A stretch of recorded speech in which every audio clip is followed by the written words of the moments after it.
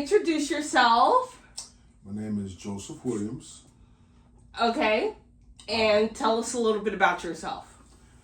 I am a principal. I run the education department at Ironwood State Prison for California Department of Correction and Rehabilitation. I've been the principal there for 5 years. Well, almost 6 years now. Was assistant principal for 4 years. Prior to that, I taught in the public education system for almost 20 years. Of course, I was in the Navy prior to that. I've done a lot of odd jobs. When I got out of the military, I'm father of 4. I have 9 grandchildren, which I'm very proud of that. I have done a lot of things. I've been a weightlifting champion. I am a bowling champion in a sanctioned league. I have won awards like the Golden State Teachers Fellowship. I won that award. I won an award from Target as Teacher of the Year back in 1998-99 school year.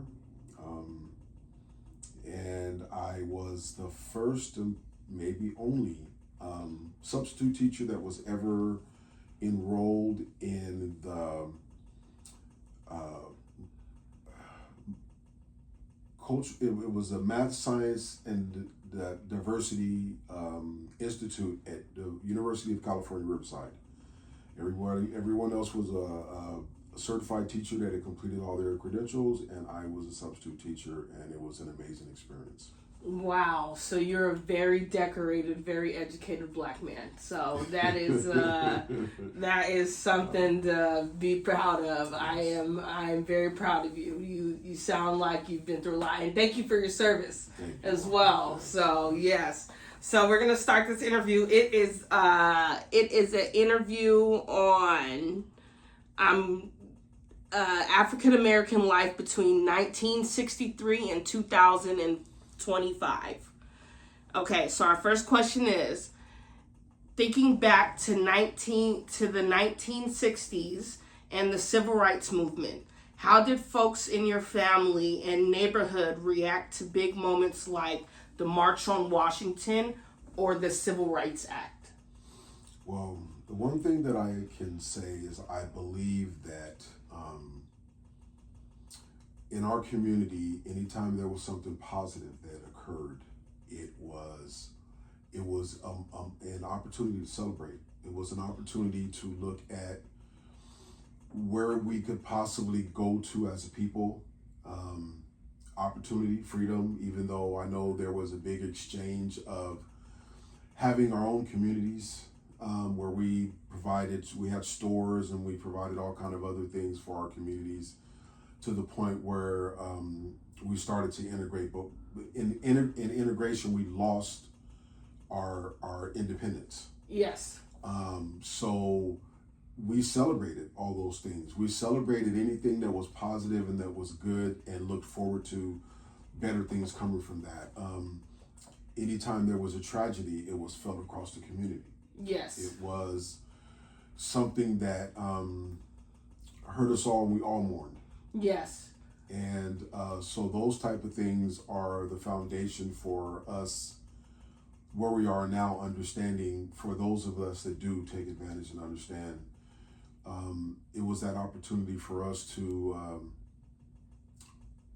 band together and to look at a future that was possible because of all the lives that were laid down. And I'm not saying just in death. I'm saying from effort. If you look across sports, if you look across law, if you look across the government, there were groundbreakers during those times in the 60s that were doing things that laid the groundwork for me to be able to be the principal that I am today. Absolutely. So those are the things that happened in the 60s that really, really made an impact on myself and others that have continued to be very proud of our heritage. Yes, and most black people, they try to tear us apart, and we're looked at as being enraged or angry, and we're always together as like a mob or angry mob, and they never look at us as celebrating events or as being happy for each other or as coming together. And they don't want us to come together. Because when we band together as a group, you're dangerous. So you can be, but the one thing that I can say that I believe is different for us as a people. Yes, I mean, even I look back and think about the fact that, black men were hung for supposedly looking at a white woman walking down the street. We were killed just for trying to stand up for the rights that we had as human beings. But the fact of the matter is, there is a tremendous amount of us that have let go of that and aren't holding on to that hate. We're not looking for an opportunity to overthrow the government. We're not looking for an opportunity to be that violent force. We are looking for the opportunity to continue to advance and provide those opportunities for those that are coming up behind us.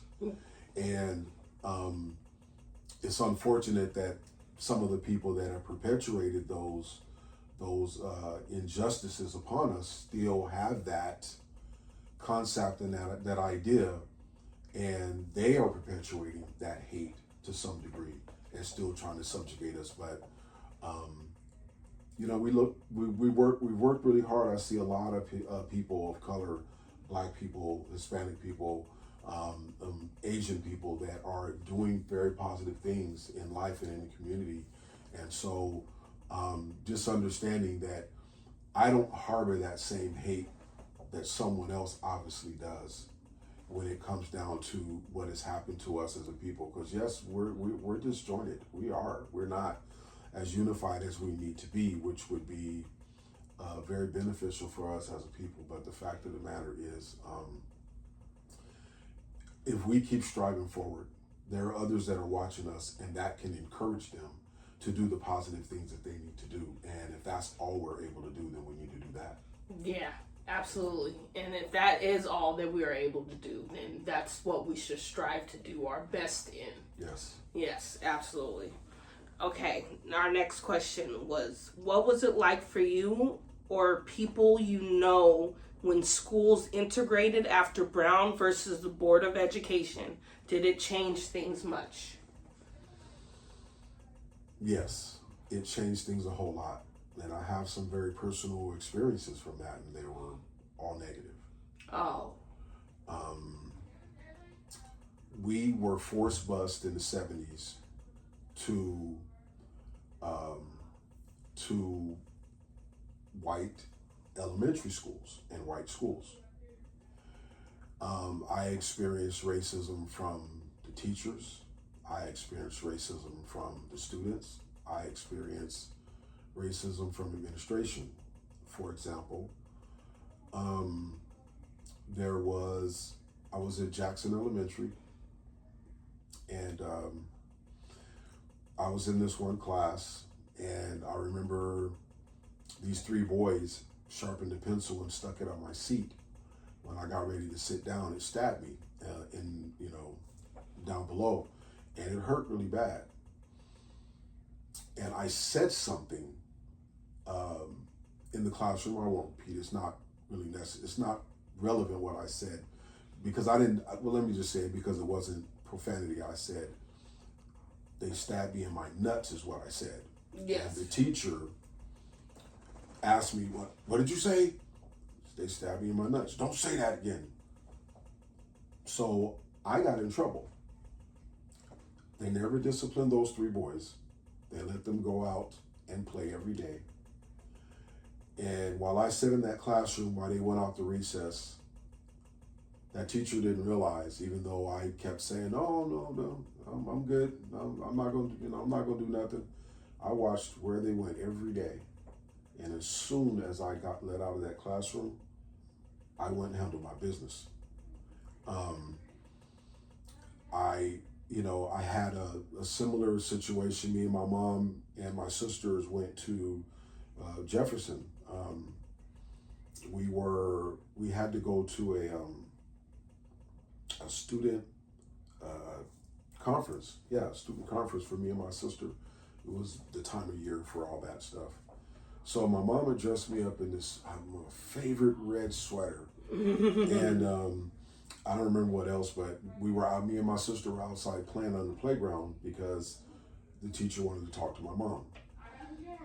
3 guys that went to that school came up to us while we were on the swings, started messing with my sister, and I told them to leave my sister alone. So when I got off the swing to do something, they pushed me in the mud, all 3 of them. And I got in trouble for that. So I knew who they were. So I waited, and I got each one of them.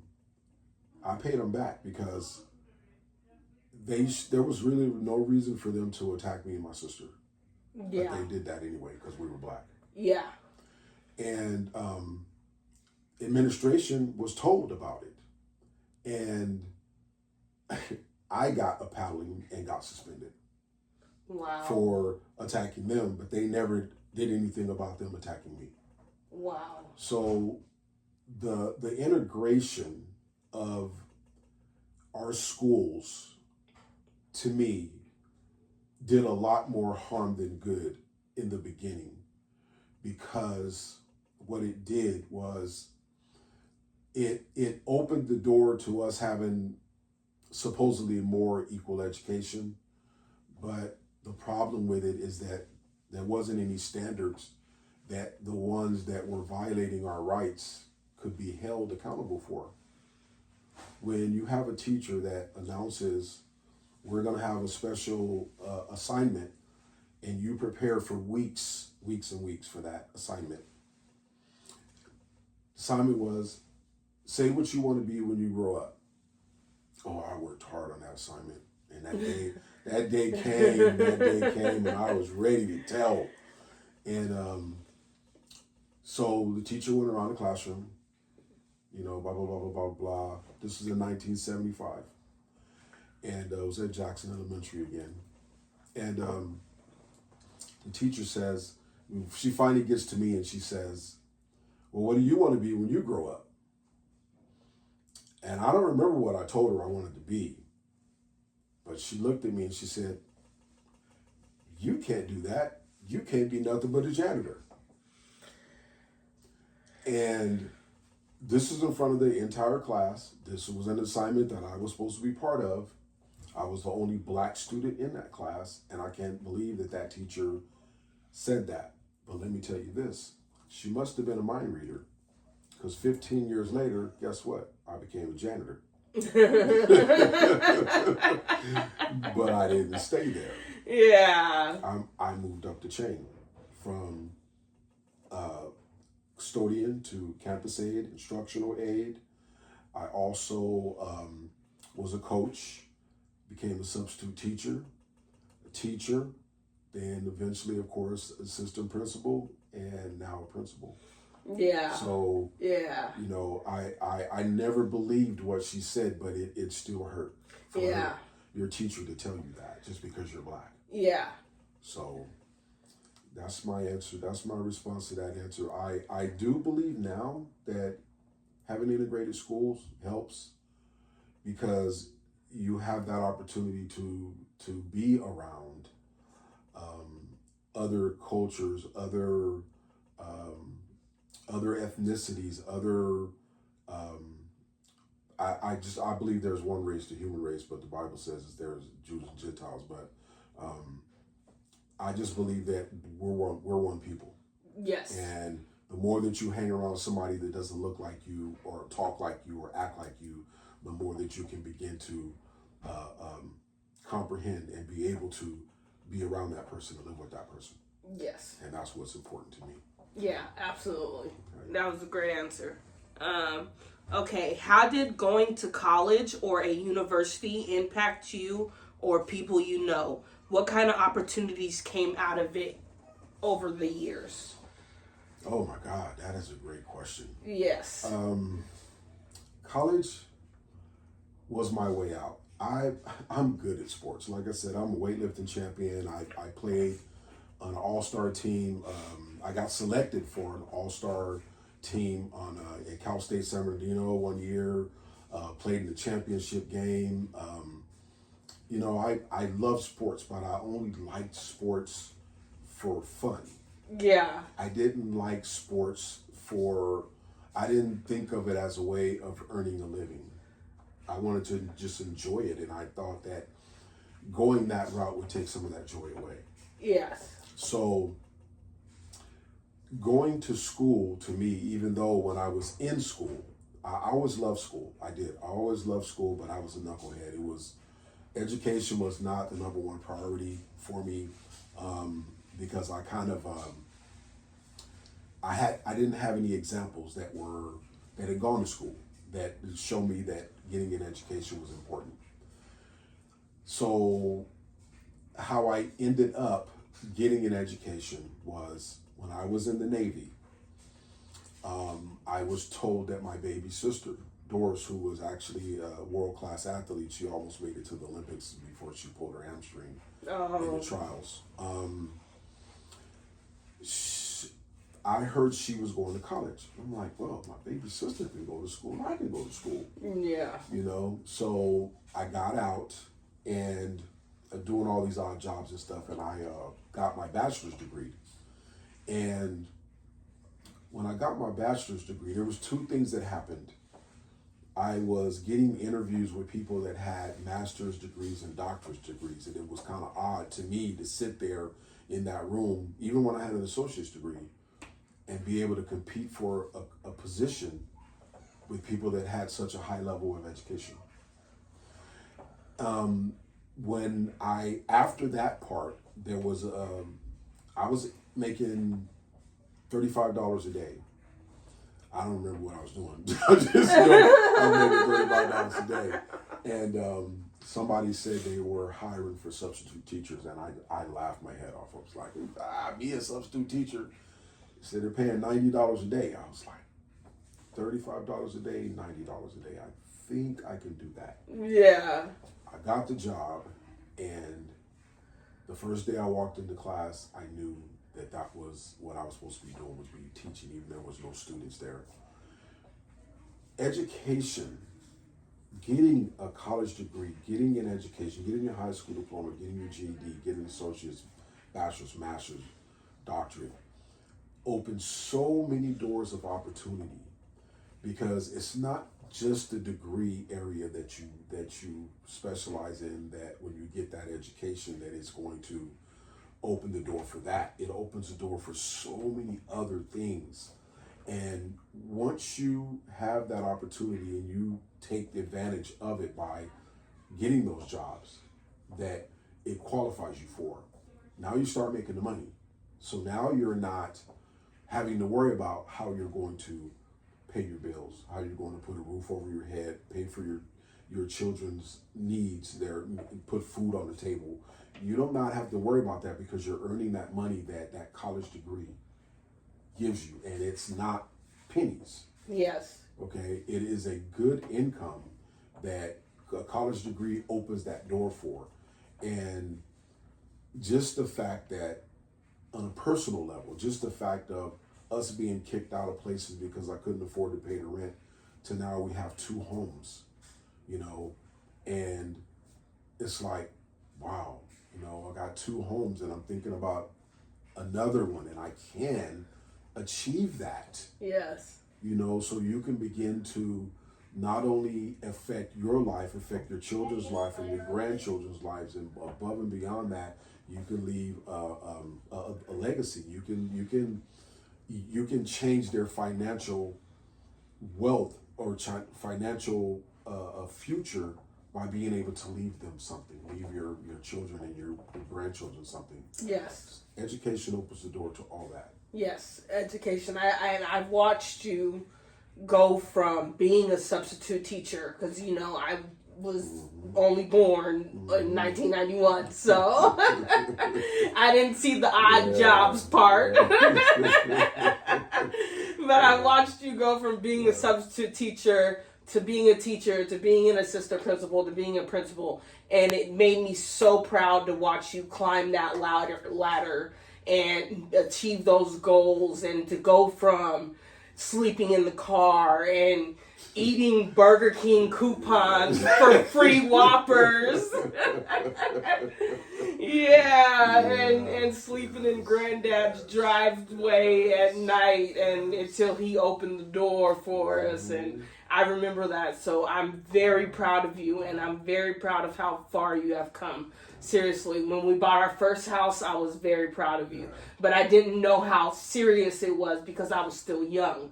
But now I know that you have achieved some great things. And I know you still have a long way to go. So, yes.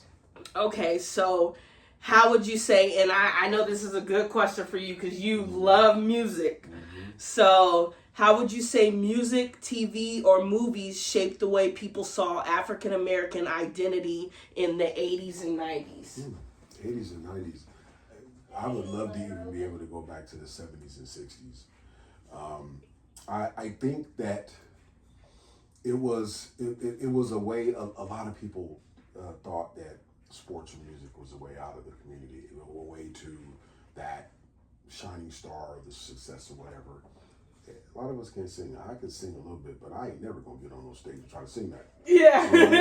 I'm always said about the sports, and so I kind of look at our music in a personal way, and I look at it in a personal way because I can go back to think about One Nation Under a Groove. I can think about Ain't No Stopping Us Now by McFadden and Whitehead. I can think about so many songs that if you listen to the words were encouraging. You think about James Brown, I'm Black and I'm Proud. You think about Aretha Franklin singing Young, Gifted, and Black. Just songs like that, really, when you're feeling low because of what you're going through, what your community's going through, what the things that you see around you that you know are not right.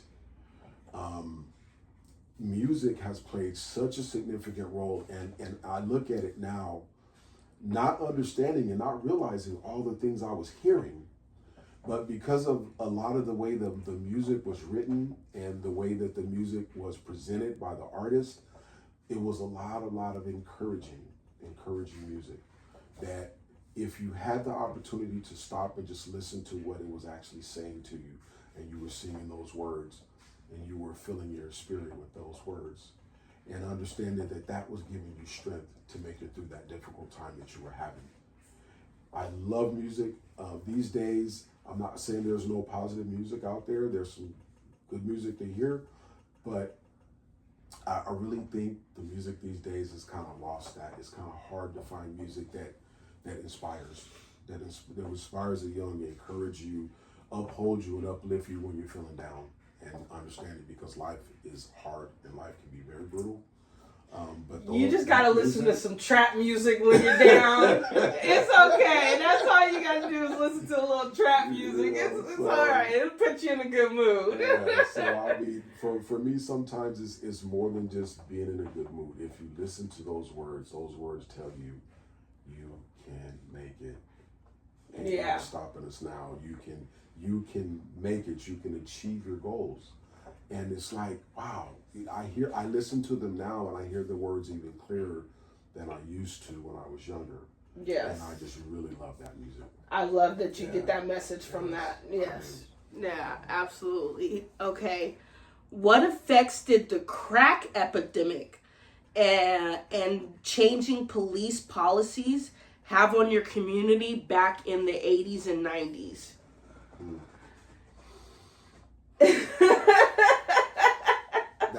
That's a really hard question, because crack really impacted our community. There's a lot of people that are not here anymore. Yeah. That I knew that should have been here, that should be here now, but because of crack, it impacted. Some of them died from overdoses. Some of them went to prison because they because to support their habits, and some of them just fell off, and you can see them living on the streets now. Their direction, their ambition, their ability to be able to do anything was just, all they wanted was drugs. And the crack epidemic itself was more impactful than the police, because the police really didn't come around our neighborhoods too much. Because we're living in Riverside and San Bernardino, they were around, but you didn't see the police coming in a lot. They just basically, only time that the police came to our neighborhood was when something big happened. Yeah. Somebody died or somebody called them because they got robbed or whatever. But other than that, on a daily basis, they didn't do anything. What I do remember when they started doing something, like when we was living on Iowa, we was living on Chicago, and I used to go over to 11th Street and see my friends and all that stuff over there, and a whole bunch of them were selling crack. The biggest time that I really saw anything was when they started to do the crackdowns. They would do surveillance for a while. Next thing you know, they come through and sweep everybody that was supposed to be going out. It didn't affect me because I wasn't selling or buying. Yeah. So, but nonetheless, that was impactful to the fact that though it was illegal what they were doing, that was how they were taking care of their family. They were not out there just selling crack so they could have money in their pocket. They was selling crack so they could put a roof over their heads, put food on the table, put shoes on their children's feet. And sometimes that was the only job they could get. And sometimes it was, because if you think about the fact that they don't have an education, what kind of job are they going to get? And if they do get that kind of job, is it going to be able to sustain them? I've had jobs that it puts money in your pocket, but it don't cover what you need. It doesn't cover what you need to cover. Yeah. It doesn't meet your needs. Yeah. So, though, like I said, I understand and I don't support selling drugs.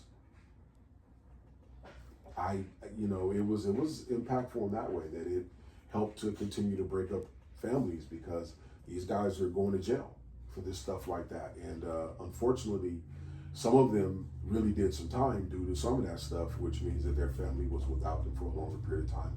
Other ones just did a little bit of time, came back, kept doing what they was doing. So it wasn't a really solid plan for affecting or trying to change or fix the problem, because in order to fix the problem, you have to deal with the drug abuse. If somebody's using drugs, there's an issue that needs to be dealt with. They need treatment. There was no treatment programs.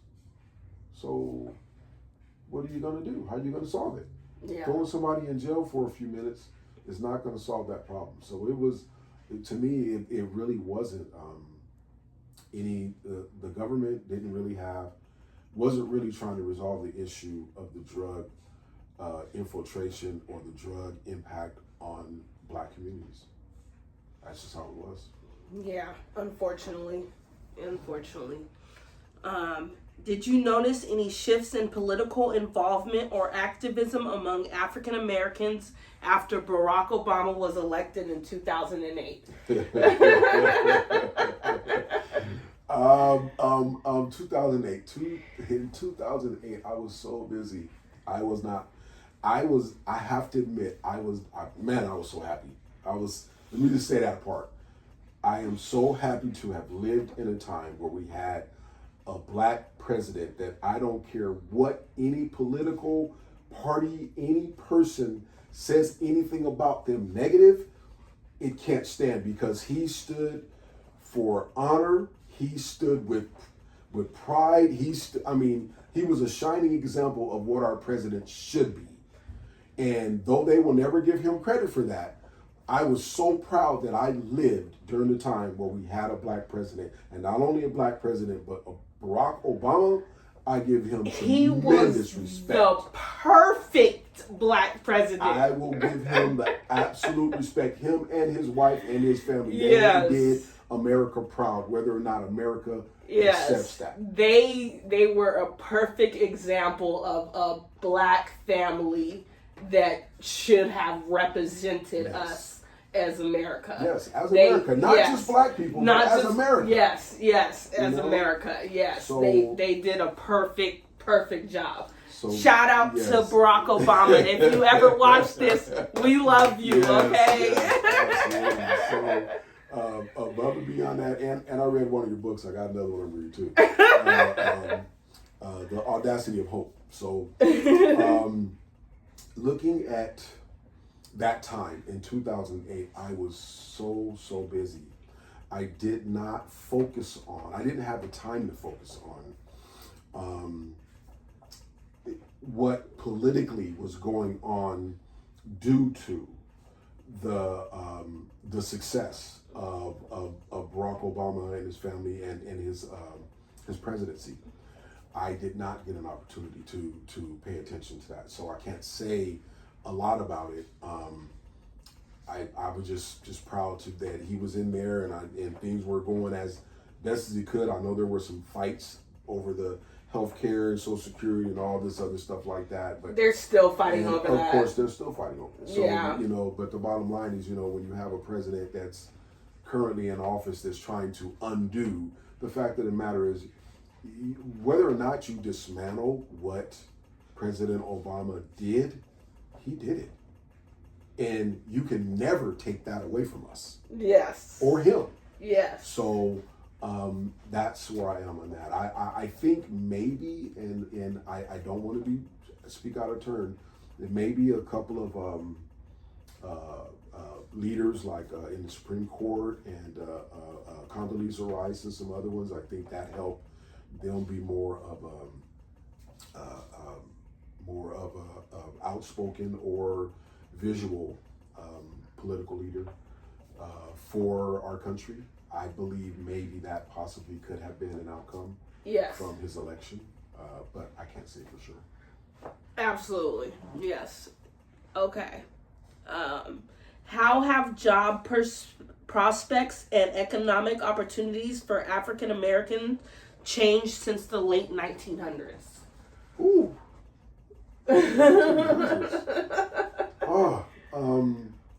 Like I said, remember when that teacher told me I couldn't be nothing but a janitor? Yeah. Okay. Back in the late 1900s, that's all I could be was a janitor. Yeah. And maybe not that. So the opportunities have come through all the battles, all the fights, political fights, athletic fights, business owners. I mean, if you think about the fact of Madam C.J. Walker, she was a millionaire, one of the first black women millionaires. Self-made right? millionaires, Okay. yes. So my question is, what happened to her company? What happened to her business? Did it continue on? Did that perpetuate anything?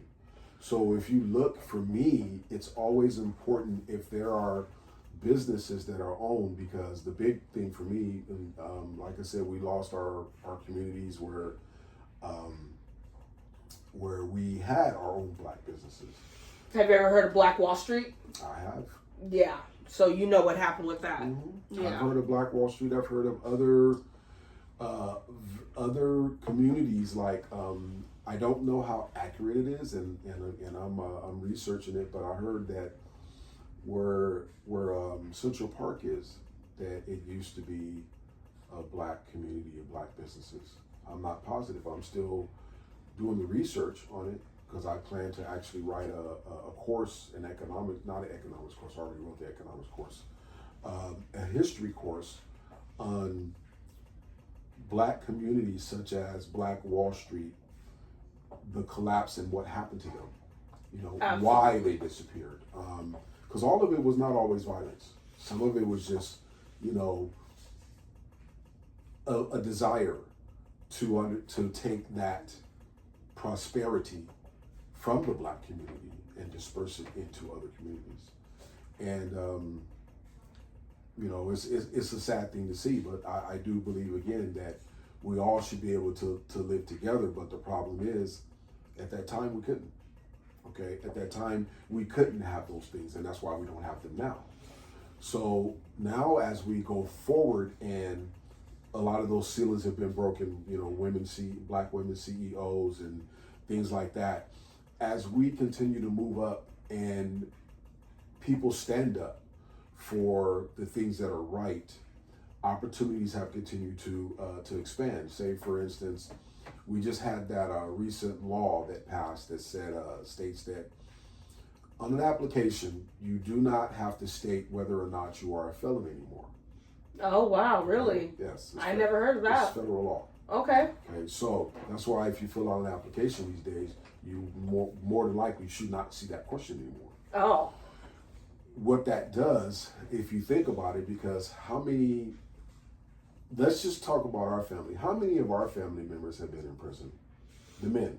A lot. A whole bunch. Right? Yes. That's just our family. Yeah. So if you look across the board in the community and see how many of the young black men and even older black men have been in prison, you get out and you're trying to get a job. You're trying to be able to say, look, I don't want to do this no more. I'm going to get a job. I'm going to do this right here. But the first thing they're doing is holding it against you that you've been in prison, that you're a felon. Yes. Okay. So the fact of the matter is, as the laws and other things have changed to make it better, to me, that was one of the best laws that has been passed recently. Okay. Because now when you come out, you have a legitimate opportunity, no matter what your color is, no matter what your background is, to get that job if you have the skills. And some people will give you that opportunity to get the skills on the job. So I think that there's been a lot of doors that have been open related to economic opportunity for blacks, just with stuff like that. I remember what was it? They called it excuse me a second. No, you're fine.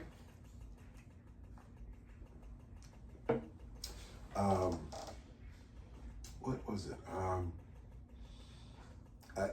I can describe it.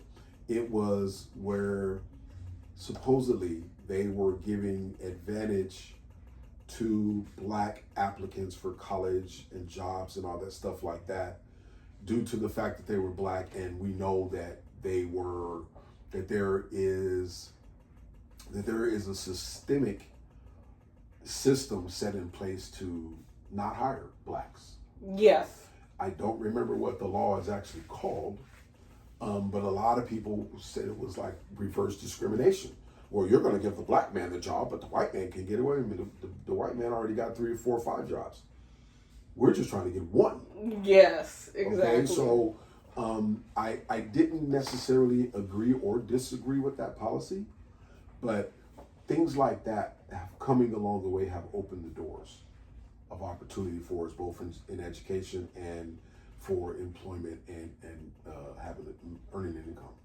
So it has been a significant improvement. We are nowhere near where we need to be. So we have no more excuses not to get a job. We have no more excuses not to get an education. Exactly. Okay. Yes. Because those doors are open. Yes, and they don't have segregated colleges anymore and all that. They do have HBCUs and, predominantly white colleges and things like that. But, you can choose what schools you want to go to nowadays. So I guess that is a opportunity people can take or not take. Okay, so what kind of conversations has Black Lives Matter movement sparked in your circles since it started? I'm going to be honest. My circle is extremely small. We've never talked about it. Okay. At work, it's almost persona non grata. We not to talk about political things like that. Yes, you can with your coworkers and your friends. You can have those conversations, but we haven't had those conversations. Okay. I think now, considering where I work at Arnwood State Prison, I have heard staff members stating, "Oh, that's not necessary," and all this stuff like that, and standing in disagreement, having a personal conversation about it. I stayed out of the conversation, number one, because I absolutely do not believe that it's not necessary to state out, that Black Lives Matter. But to be absolutely honest and straightforward, all lives matter. And that's just the truth. And, but do I may be a little biased. Yes. I think that it is something that had to happen. To some degree, I think I've seen a little bit of effect after some of the deaths that occurred that sparked the movement. And maybe I'm just blind. Maybe I don't pay attention because I don't watch the news. And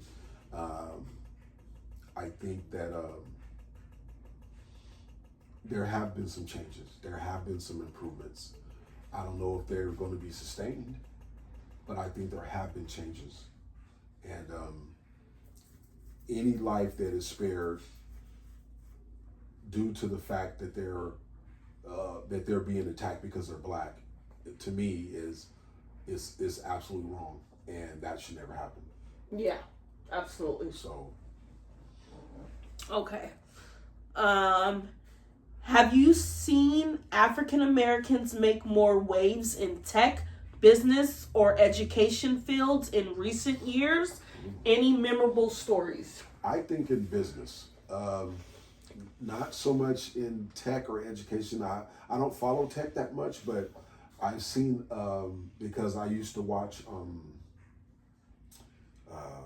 MSNBC in the morning, because I was investing in stocks and stuff like that. Yeah. So the people that they would talk about, the people that they would invite, and the conferences and all the things. So I would see, oh wow, okay, that's oh. So I saw a lot of black CEOs. I saw a lot of black leaders and businesses, owners, and things like that. And so that really kind of sparked in me, of course, being proud to see that. Because anytime you see that, if I'm seeing that, somebody else can see that and they can inspire. I don't want to be a business owner. I've been a business owner.